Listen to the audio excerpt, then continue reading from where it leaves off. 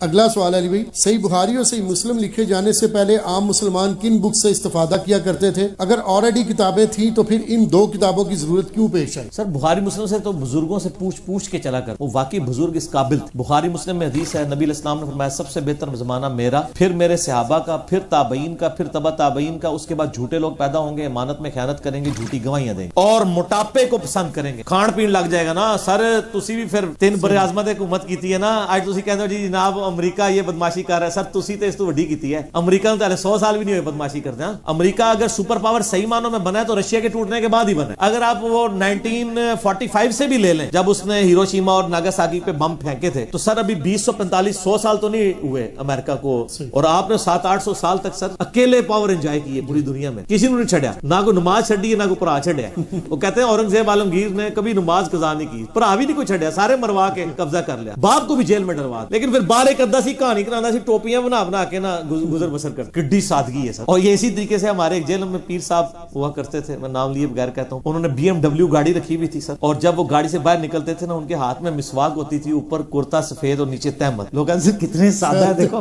توتی پائی ہے، وہ BMW توتی پیچھے چھپ جاندی سی، کڈی خطرناک شے ہے کہ توتی پیچھے پوری BMW 1 کروڑ دی گڈی چھپ گئی، وہ گاڑی کی سادگی کی بول ہی گئے کہ یار یہ گاڑی میں کہتے کڈے سادہ نے کنے سادہ، ٹھیک ہے تو سارے توتی سی پالا نے ساڈے تو بھی گڈی آ جائے کر توتیاں نال ہی گڈیاں آندیاں نے تے گدے پہ بیٹھ کے، وہ بس یہ یعنی کہانی ہے۔ اچھا تو بات کیا ہو رہی تھی؟